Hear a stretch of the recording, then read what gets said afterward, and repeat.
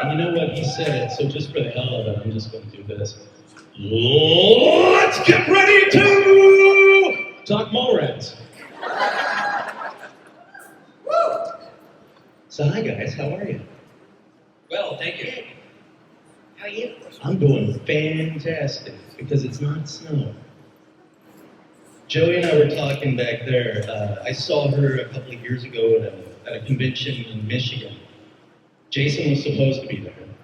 Flights were canceled. I think it was like 157 feet of snow on the ground. It was awful. I mean, it was absolutely awful. This is in Michigan. I live in Columbus, Ohio, so I'm driving home that night because I wanted to see my daughter the next day. Daughter could have waited, let me just tell you. But it was funny because I saw her and she's outside like having a cigarette, and we're both just bitching about the weather like crazy. So. But it was still a good show. Like, people turned out. Yeah, it was crazy. Like all of these people were in there just. They came out in droves for that show. So, but thank you guys for coming out here this weekend. Thanks for being here, guys. We don't have a lot of time. We've only got about a half hour, so I'm going to ask one question. We're going to have Stan lined up over there. If anybody has questions, then I would like for you to start up going over there right now. Get in line with Stan. He's doing some kind of motion with his hands over there. He's like Tai Chi or some shit like that. But everybody, get your questions ready for Stan. My question is for Jason.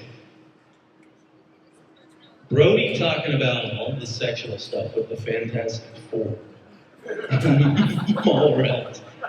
How much of that kind of came from your mind, and how much of that was just, Stan Lee maybe thought of it? All in the script.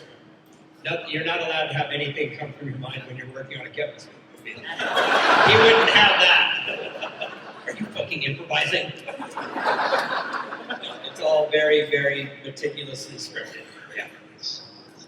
Yeah, because that scene in the movie when I'm trying to picture Stan Lee actually, and, for all I know, he might be just a dirty old man, or he might have been a dirty old man, but thinking of him, thinking about these characters that he created, you're talking about the thing's penis, I'm just kind of like, what is Stan thinking right now? So, that's all that I had, really. I mean, as far as the movie.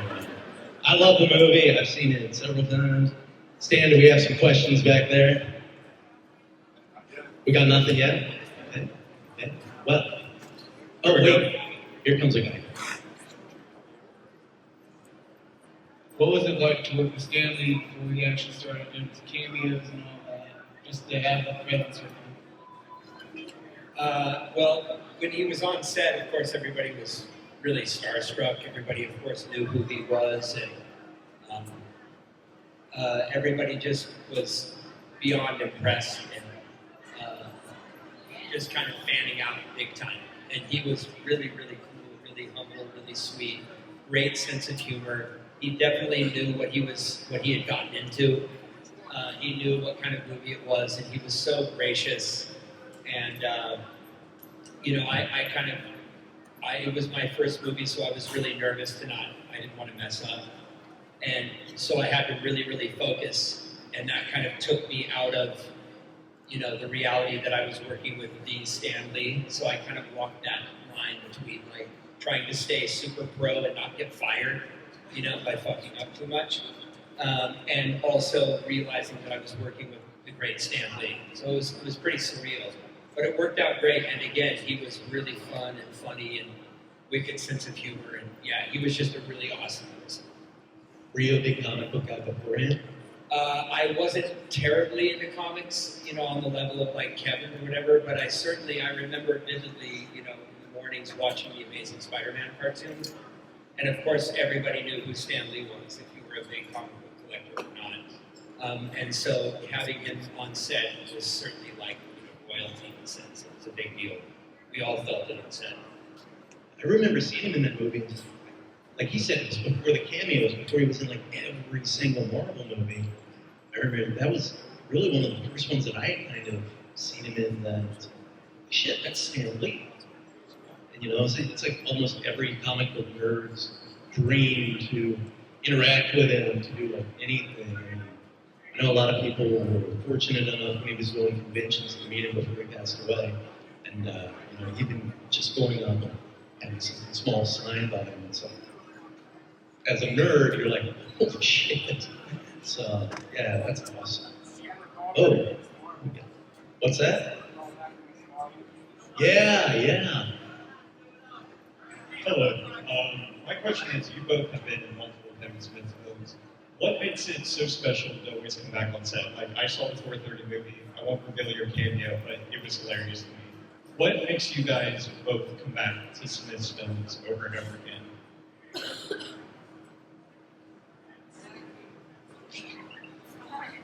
I don't know. Come on, Joey. You got this. He's fun to work with. But I guess it's like, I haven't worked with a ton of directors that keep putting the same characters in the same movies over and over and over again. But I do think there's the people you sort of come up in Hollywood with, and that's just like, as fate had it, that's who I kind of ended up coming up in Hollywood with. Like, you look at like Vince Vaughn and John Favreau, they tended to work together again and again. And that was just the group that I fell into, Kevin. And Kevin's, I mean, he's nice, he's so much fun to work with. So when he calls and it's like, you want to come play a part, of course you're doing it. Yeah.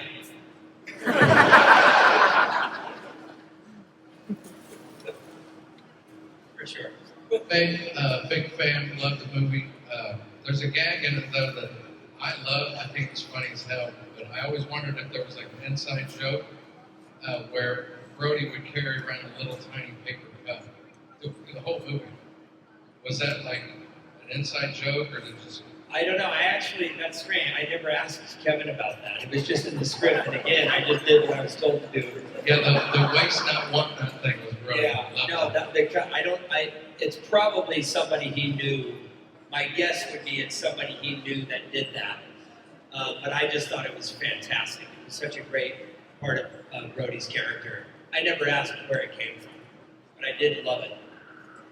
Fill this with Coke, no ice. It's good stuff.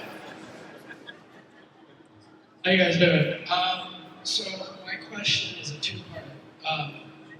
With all the shows being rebooted and all that, is there anything for My Name is Earl? And then the second is for Joey. After Big Daddy, how many times did someone offer you a can of dented soup?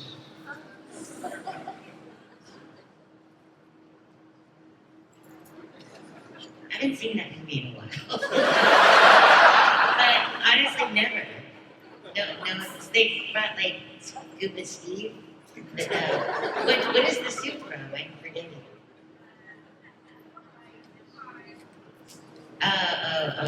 Okay. Right, it's coming back to me. Honestly, I've not seen that movie since the premiere, which I hear Cole Hauser is here, but I've also not seen since the premiere. So I'm very excited for the series. Oh, sorry, you asked about Earl. Yeah, we tried to shop it around, and for whatever reason, everybody said no. Yeah, we tried to, just close it out somehow. Maybe like a special two-parter or a little movie of some kind, TV movie, something just to close out the story. And for whatever reason, nobody really wanted to do it. So it just kind of fell away. They're probably pissed that Ethan's in such good shape. And Yeah, he looks great. All right, mine's for Joey. I just have a question. When you initially read the script, what were your initial thoughts of the finger cup scene? Like teasing Amy?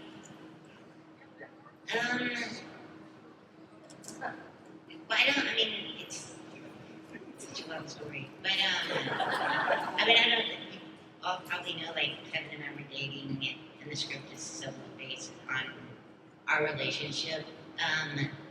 So there were, and it was like Kevin would get mad like that. I remember I would see him, we were supposed to do like commentary of the DVD that was like the 10-year anniversary of Kissing Amy. And I flew to New Jersey and like walked into his comic book store, I guess he had a time, and back in his office. And he was like hired and hired. And I was like, who are you? Because I used drunk. Like having a vodka tonic was like crazy for him. And I had friends who smoked weed, and that was insane and too much. And he would like stand in the corner at parties and like maybe have like half a glass of red wine. And so then he just kind of turned into this like what he is now, which is like he gets high and then. But anyway, I was given so much shit for that and like who I had slept with in the past. And so as he was writing Chasing Amy, he would show me scenes that he was writing, when he would finish one. And most of them were like, like the bigger monologues in the movie. And it would bring me to tears because it was his way of like, I am trying to work through this. I know I'm being an asshole. I know I shouldn't be judging you. I am sorry. And then some of the scenes like the finger cups where I think I'm still giving you a little jab in at me. So that's my take on it. I thought there was one more, but I thought she was. So I recently watched Dazed and Confused with my, at the time she was 15-year-old daughter. And she's kind of watching this movie, and she's like, Dad, was that how shit really was in the 70s and the 80s? And I was like, well, I wasn't around in the 70s, honey. I wasn't really there in the 80s for that kind of stuff. But when you guys did that movie, just how much did you kind of go back and study that kind of era culture and stuff? Yeah, it's interesting. I was just talking about this the other day that like, because back then there wasn't, you couldn't Google what did people do in the 70s? You just kind of, I think, from things you had watched growing up, but like Rick, unlike Kevin, is like, write a scene, I'll shoot it. He sent us letters to all the cast before we went to Austin to shoot, saying if you don't like your character, change it. Just know it when you get to Austin. And he sent cassette tapes with 70s music on it. But I, unluckily, grew up in a small town in Arkansas, so that is exactly how I grew up. So I didn't, I totally understood it. Like, we had Camp Robinson, that's what we cruised. Electric Cowboy was our arcade. We hung out, we had keg parties in the woods. But it was interesting to watch because there was so much improvisation on that film. Like, the actors who had not done their research, their roles became incrementally smaller. Because they were improvising, like, I'm taking your keys, you're not driving drunk. It wasn't an issue in Arkansas when I was growing up. And so, that's how Matthew McConaughey's part got, incrementally larger, is because he started taking over lines from other characters that had not done the research, I guess. My question is for Jason. You were on the top of the skate world. What made you jump over to acting? I can't. While we were shooting Dazed and Confused in Austin, we were all staying at the Crest Hotel, right? I was visiting the set because I knew somebody that was in Dazed and Confused, and so I was visiting Austin, and I would go on set, and I was really into it, I guess. And the casting director of Dazed and Confused was there, and the producer, and both the casting director and producers did Mallrats. But I remember you more because we were shooting nights a lot, you could work 2 nights and then have 2 days off, but you would have to stay up all night, those nights off, so that you could go shoot. And so we would spend all night in the hotel lobby, just being annoying as hell. But Jason was so funny, and we were all like, you should act. You should act. You're so great. You don't remember that? And Don Phillips was there, and Jamie Scott, Jim Jones. Don Phillips would go on to casting. Yeah. Yeah, that was definitely exciting for me to be on the set and see how it all worked. And I also really loved movies, and I was really kind of intrigued by the whole process. And so I just thought it would be an interesting thing to try to get into because I genuinely liked movies and I was curious enough. I had a real genuine curiosity for what it would be like to be on set, hired to play a character and go through the whole process. You still skate a lot, Yes. Always. And never leaves. Even if you're just like skating with your kids in a parking lot on a Saturday, you know what I mean? It's just like, yeah, it's always there. I always fell off the skateboards, and I used to just get so jealous of people that go and do just every little trick imaginable. So, yeah, I envy you so much for having that talent. It's super fun. It's super fun.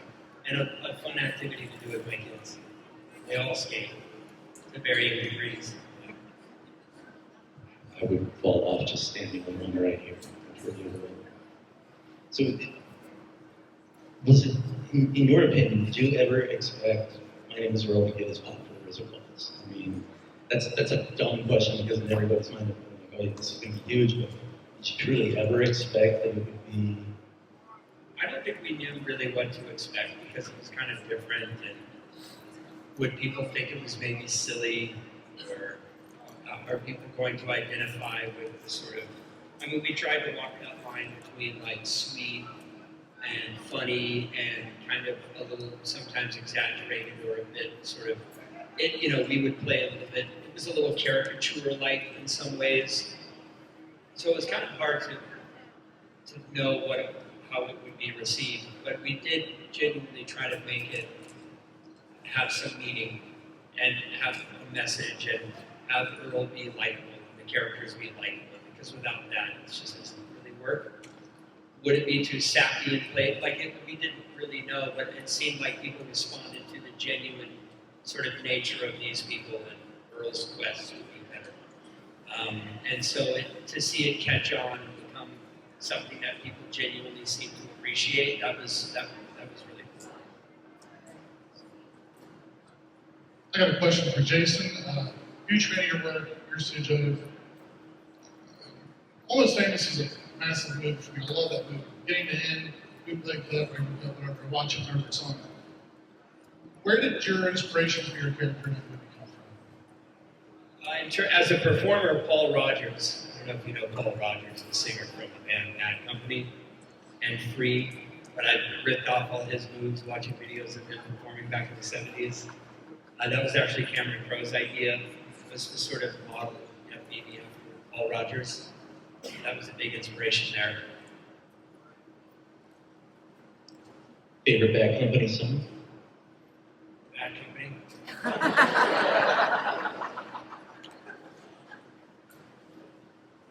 Does anybody actually like the bastardized version of that Five Finger Death Punch? I was trying to say it's so nice. I get so pissed off at the person. You're back there. I have a question for Jason. How many times in your life have you been offered chocolate-covered pretzels? What? How many times in your life has someone offered you chocolate-covered pretzels? Every time I come to a fucking convention. Without a doubt. And I never accept them. Because I don't want to eat other people's shit. Did you see the place back there that is selling chocolate-covered everything? It's in the back of the vendor hall. I have not. And I would care not to. How many times do people bring you packages of chocolate-covered pretzels to sign? Not as much as you would think. Yeah, not as much as you would think. Sometimes people say you're not allowed to bring food in or something. Is why it doesn't happen as often. But people, apparently Michael Rooker gets more pretzels than I do. What's the weirdest thing you've ever had to sign? Like this is for both of them. Or you've ever been asked to sign? Today, I got brought a little yellow doll and then wanted me to draw a face on it and then sign it. That's awesome. Yeah.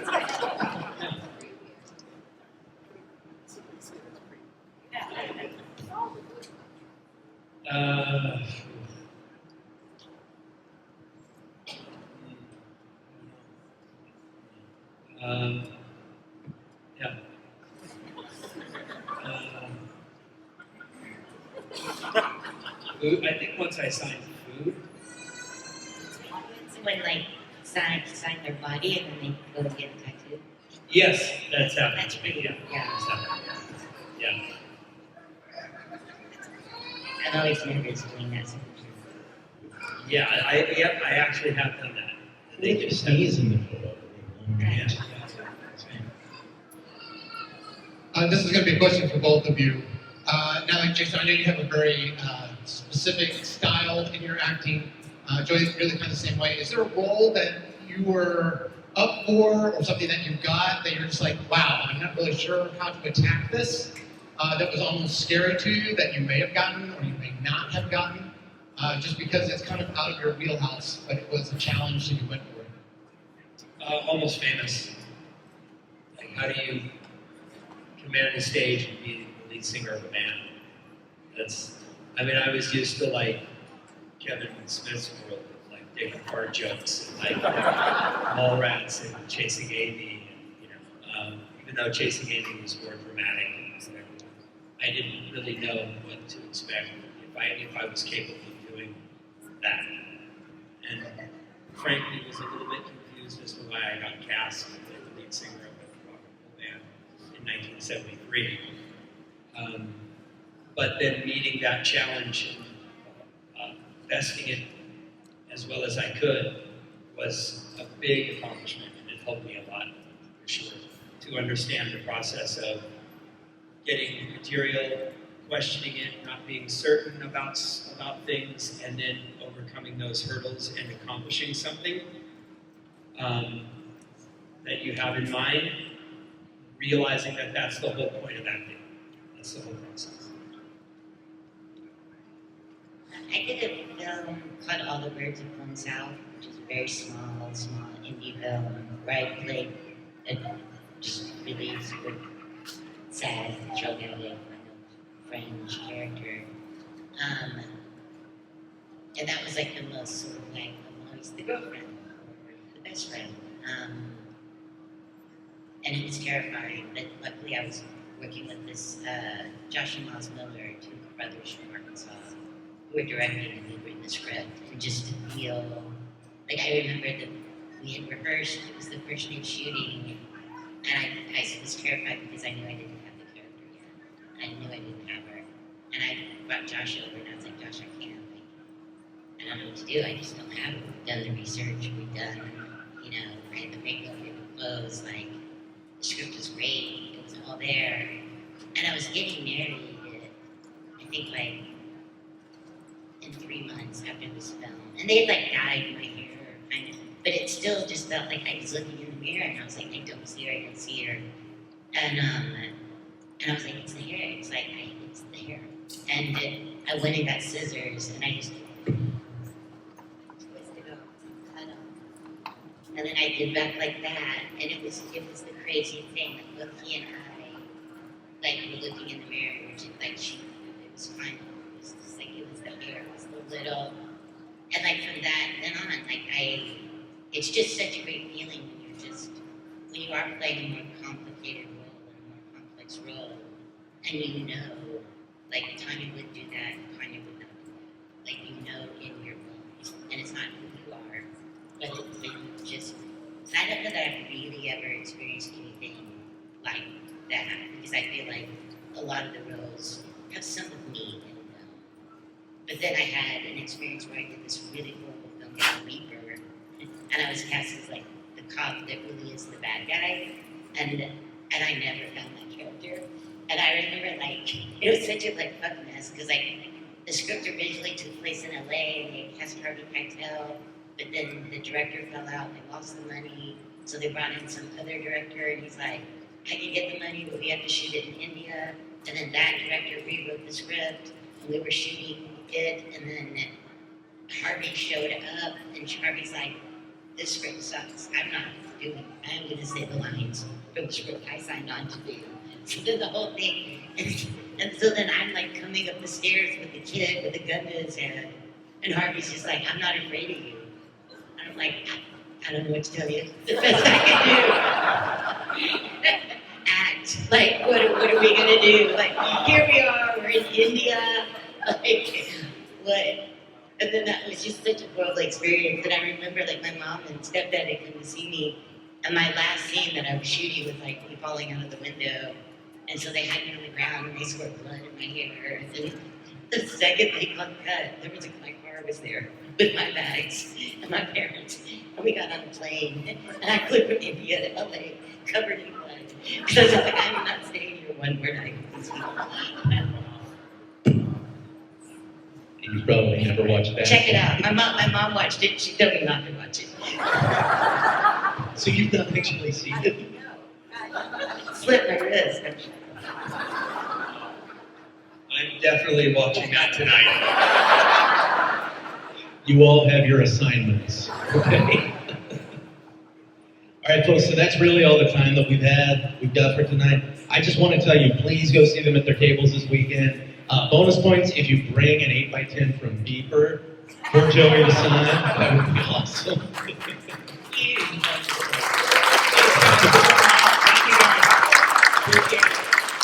right, so we'll be back in just a few. I don't know how. So usually I do this. Are you gonna ask me questions? Sorry, I usually do this by myself, but I'm not saying I don't want him here. I'm kidding. Ladies and gentlemen, Jason Mewes. I'm just Sorry, I'm just kidding. Sorry, my wife's texting me. I'm trying to tell her I'm doing a Q&A. Auto-corrected and it said Anna. I said, I love you. I'm about to do Anna.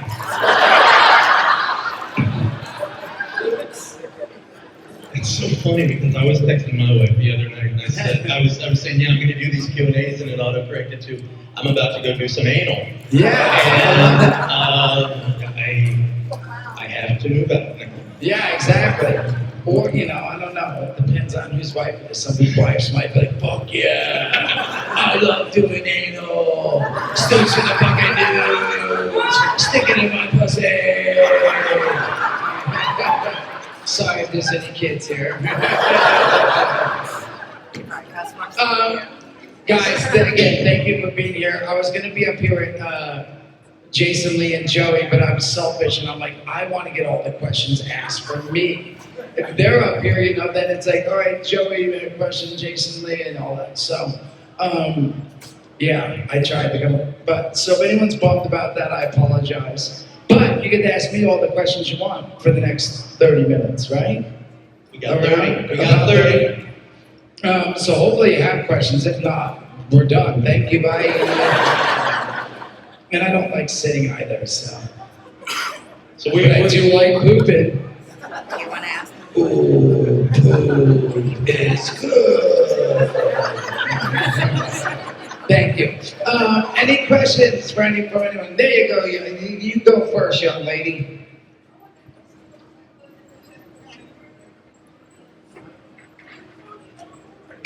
It was really cool, for me, it's like, I remember, luckily they asked us. I remember Kevin was like, hey, they asked us to do a cameo on Scream, and at first I was like, oh my God, what character do I get to play? And he's like, yourself, fool. You're playing Jay, which is still great, but at first I thought like, oh, we're gonna get to be in it, maybe I'll get to be the killers, I don't know. But again, just to be part of that whole genre, the movie Scream 1, 2, 3, whatever, it's awesome to be asked to be a part of that. And even though it was quick, it wasn't some big scene, it was really cool to be there. And I got to go hang out on Universal Studio. That was in the beginning for me. Again, remember, I'm from Jersey, in this small town. And going to California, oh my gosh, there is a young kid here. I'm sorry. 2 young kids. My bad. Oh, you have to leave anyway. Good. It ain't me. I hope it wasn't me. I always forget to look out at the cons. It's different. Like at my comedy shows, I know everyone has to be 18, so I can talk about whatever. When I'm at the comedy conventions, I forget until like 5 minutes in. I look out and say, "Oh my God, there's a young boy right there."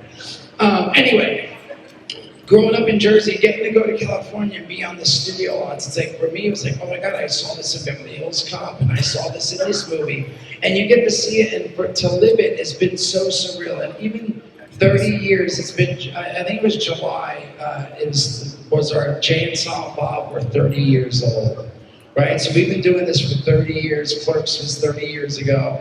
And it's so surreal. Thank you. Wow. Everyone's slowly crap because they're like, hey, I just aged everyone, huh? Everyone's like, holy crap. we've been watching this since high school, and that means 30 years ago, you know. But yeah, so it was so surreal then.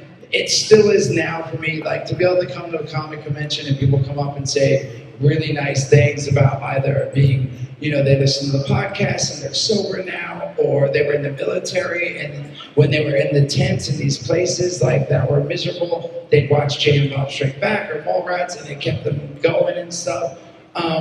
Never something I planned on doing and stuff. At the age we started doing that, I was putting roofs on houses and I'm like, I'm gonna own my own roofing business one day. That was my like dream, was to own my own roofing business.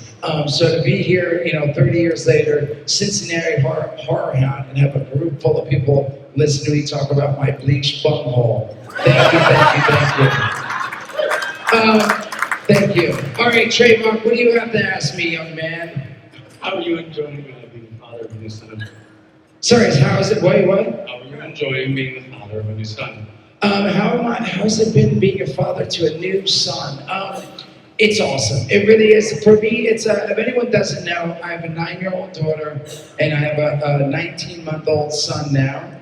And it's surreal. I mean, it really is awesome. I gotta say, seeing the differences, like at his age now, he's like running on stuff and climbing things and like banging into stuff. He bangs his head into the wall when he's pissed off. Like all the stuff my daughter didn't do. Like it's really interesting to see. And most important I love is like he's always trying to rip his diaper off and pulling on his penis, man. And my wife's always like, "That's your kid." I'm like, "Yes, it is." You know? But it is. It's been awesome, and it's like each phase.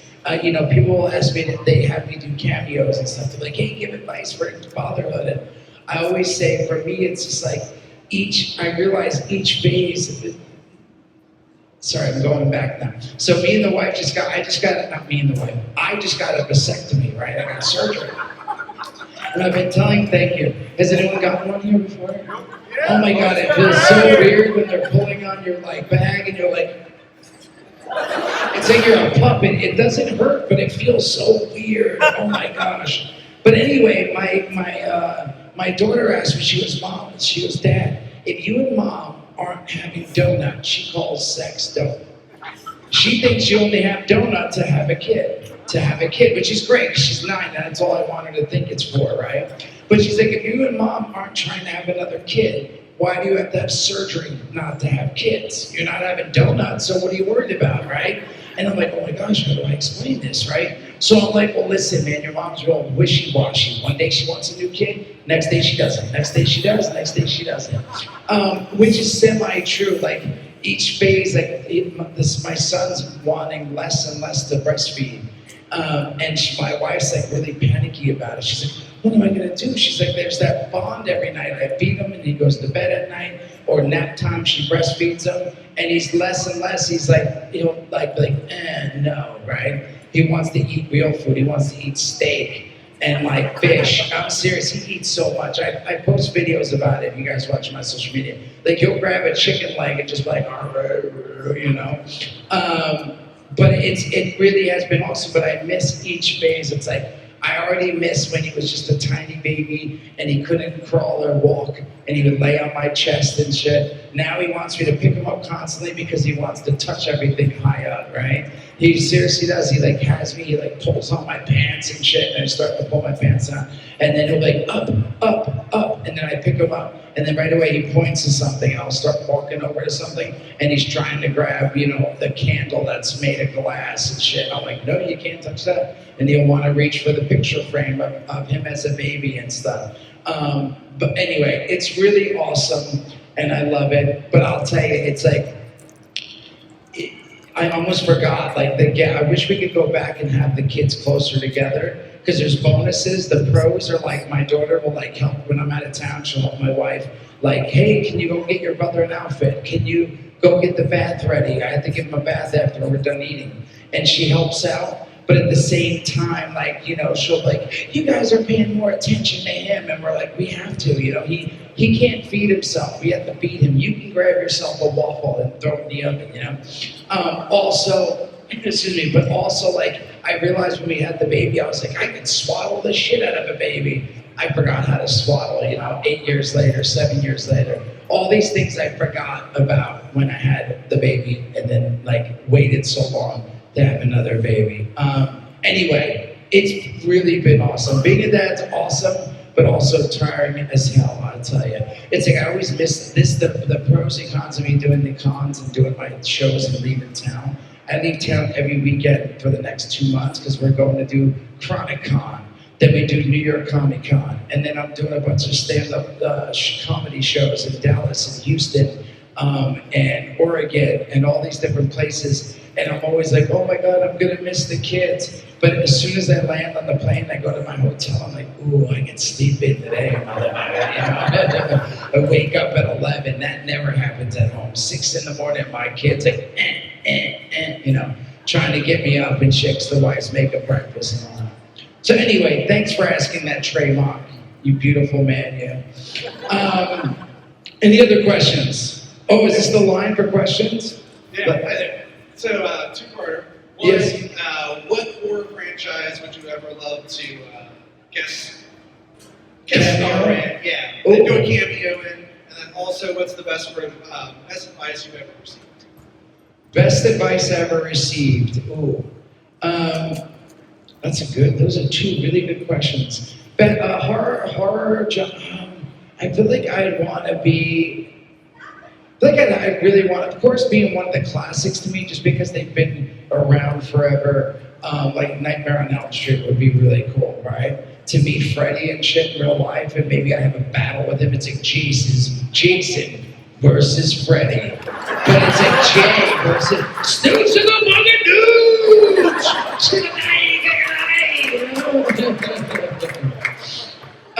that would be awesome. Best advice? I don't know. I mean, I make I feel like all the best advice I've ever gotten has been in one ear, out the other, and that's why I'm such a mess up, and it took so many years for me to get sober, and I wound up doing I knew I hated drugs right off the bat. My mom passed away. She was a drug user, went to jail, so I wasn't, I was in and out of homes growing up as a kid. She caught HIV from sharing needles, and I'm a fool, and as much as I'm I hate needles, I'll never do it. I did it, and then I was I'll never share a needle. That's how my mom died. I shared a needle twice. Stuff like that. Thank goodness it didn't happen. And I know that's some really deep shit, but my point is I feel like I still make the same mistakes. But best advice I guess pull out early. Thanks, yeah. Thanks, thank goodness it's why I only have 2 kids, So, and we waited until we were pretty situated, and I had my wife. We've been together 9 years before we decided to have kids. We were together 8-9 years before we talked about having a family and stuff. So yeah, I hope that answers your question. You, young man. Oh, sorry, there's a line of people. Well, not a line, but 2 people. We'll go to you, and then we'll go to that. Yeah. Yes.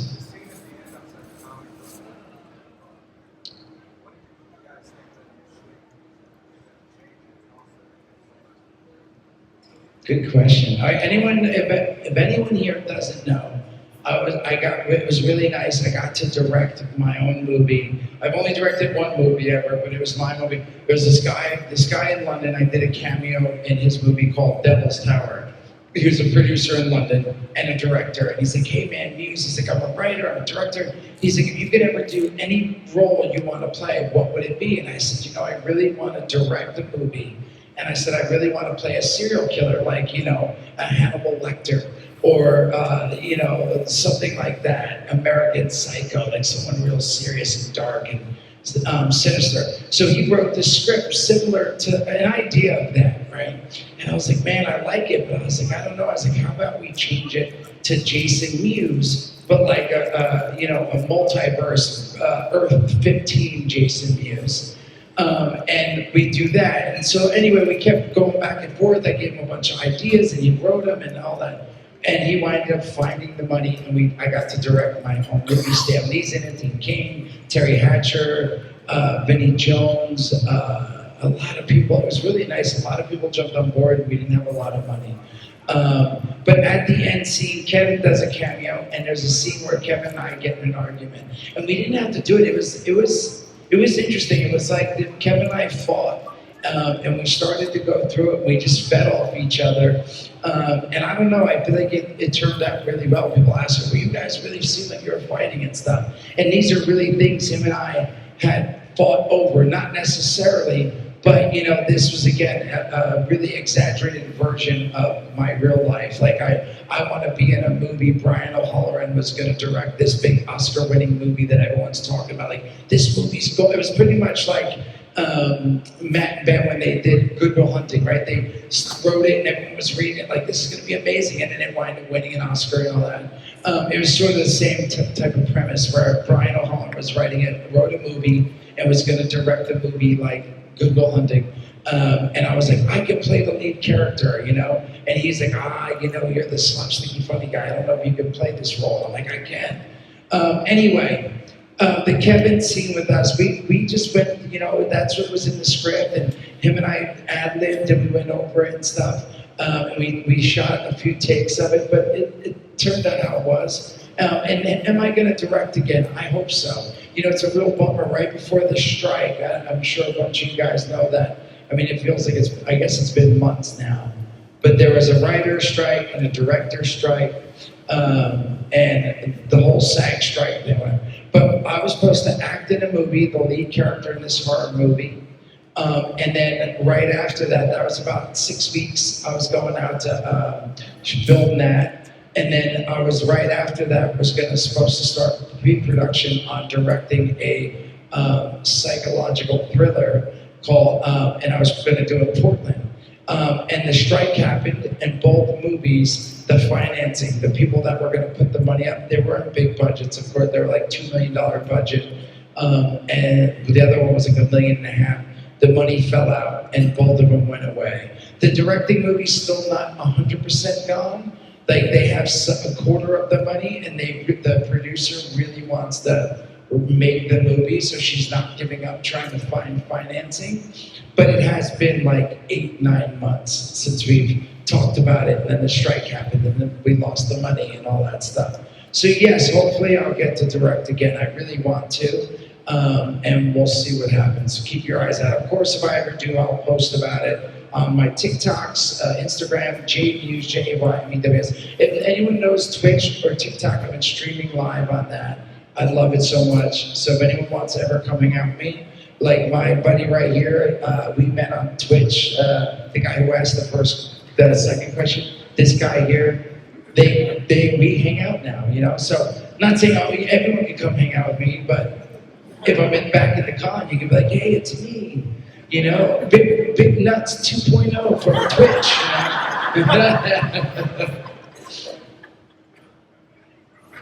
One of my favorite guest appearances that you were on with Jack Osborne's Night of Terror. Yeah.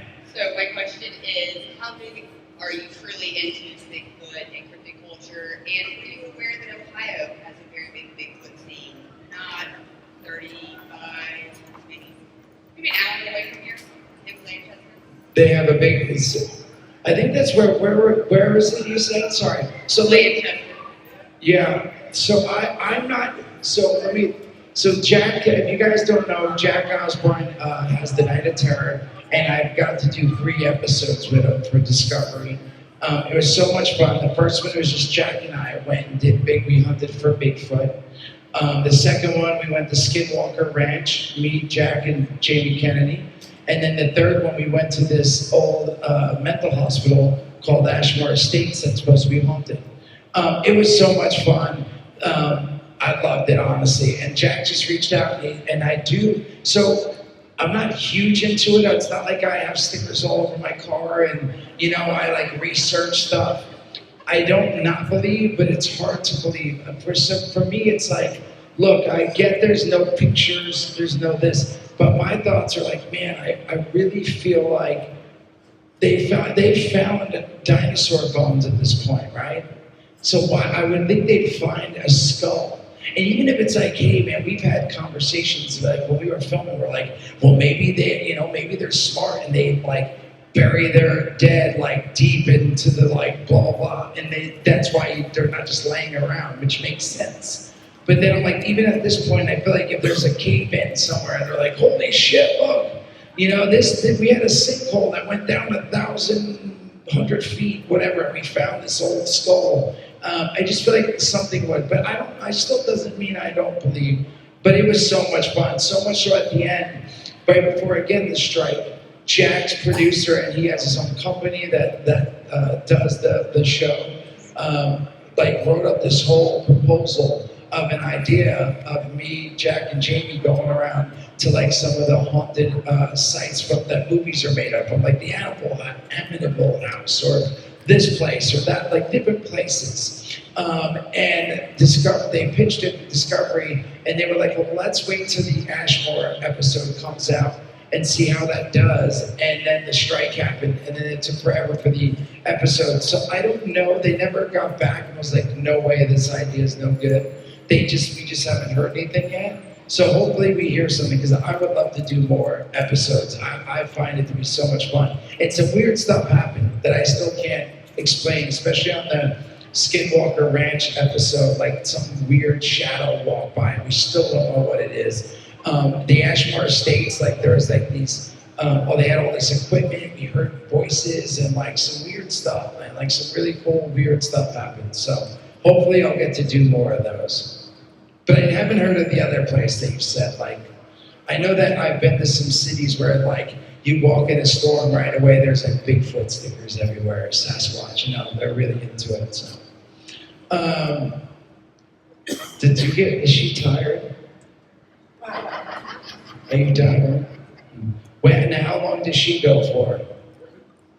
You, with your back turned to me. No, I'm kidding. Now how long do you guys go each? Is there a set time? 15, 20 minutes? Okay. I was just curious, it seems like a lot of... all right, sorry, go ahead. Because I know where time is not on our side. Time. Yes, how are you, young man? Good, how are you? I'm good. So, this is not a question, but more of a thank you. So my grandma was a big fan of yours and Kevin's, and for her birthday and Christmas, one year I combined a gift and requested a cameo video for Kevin Smith. Oh, nice. So, in the video at the very end, he surprised me with my grandma with tickets to an upcoming show. Yes. And she ended up passing away. Oh. So I never got the chance to take her to that show, but Kevin Smith announced that he was coming back to Cincinnati a couple months ago. And I tried everything to get a hold of Kevin, couldn't reach out to him. But I seen that you were on Cameo, and I sent you a request. Yes. A message, and you got a hold of Kevin for me, and Kevin's team got a hold of me, and I was able to meet Kevin. My mom went with me, and I just want to tell you thank you, because it's really I'm a good fucking man.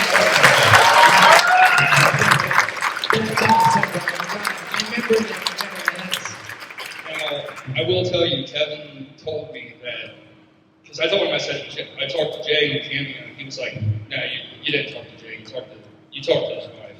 So, No, you talk. I know what he's saying. I told my wife about it, and she's the one who's responsible and reaches out and gets a hold. She is the one who keeps the ball rolling.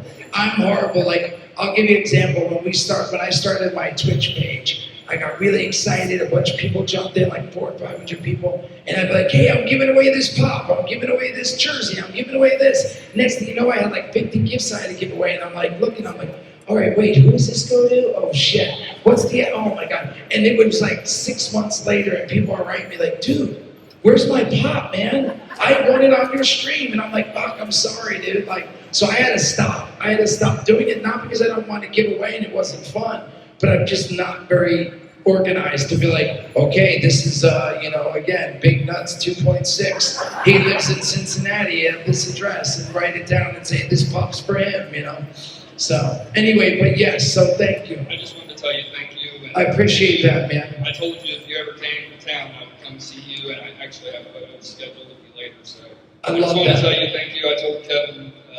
Love it, man. And I'll see you at the photo. Man. I appreciate it. Thank you for sharing that. Yeah. Thank you, thank you. What's up, little man? What is your favorite Lego set? Ooh, I like that.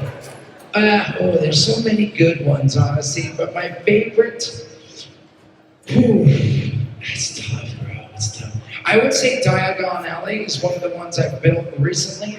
It's been one of my favorites to build. I don't know, I really enjoyed building the Ghostbusters house, firehouse. But there's so many I want right now. I really want the Hocus Pocus house. The Home Alone house was a lot of fun to build. And there's the bank right now that just came out for Harry Potter, you know, it has the roller coaster underneath and it's just dragging on the building. But all the ones I want and like, of course, are $250 to $500, you know what I mean? Yeah, there's the big, I'm building right now the museum. I like all the idea kits that are like the corner gas station, the museum, you know, and they all snap together to make a little town and shit. And what I love too, my son already just like instinctively, I throw down like Toad from Toad action figure, Deadshot action figure, and I have my little. We have the new J Bendy's and like the J Pop, and I have another J figure. I have all these toys that I put out, and I swear there'll be 2 little Lego minifigures, and he grabs them and he loves them. He just puts them in a box. And I made him a little Lego box, like with a roof and little doors. He'll open up the doors, throw the Lego guys in, and then he dumps them out. Puts them back in, dumps them out, and he doesn't like the hair on them. He pulls the hair off of all of them. I don't know why, but it's so amazing because he loves it. And he wants to play with my Diagon Alley, and I'll like pick him up and he'll open the doors and put men in there, but then he'll, of course, grab something and rip it off. And I'm like, no, and I'll put it back on. I'm like, we gotta play with something else, so. But he's already into it, and I just can't wait till he can like sit and build and get into it. My daughter just got into it with the Friends. She likes the Friends series better with the longer skin like figures. And we just built a tree house and a boat. She started getting into it, and that's been a lot of fun. So, guys, I think we're almost out of time here because I'm going to try to go back to the table. We have photo ops, but I know the photo ops are probably going to last a while because we have like the solos, the duos, the Morats, and all that stuff. So I don't know if I'll get to go to my table after the photos. I hope I do. But just in case I didn't, I wanted to end now. So we have about 20 minutes. I'm going to go to my table right now, and I'll be there for about 20 minutes or so. So if anyone wants to come see me at my table, come by. If not, I'll see you at photo ops. Snooze to the bucket! Kick some news, everybody!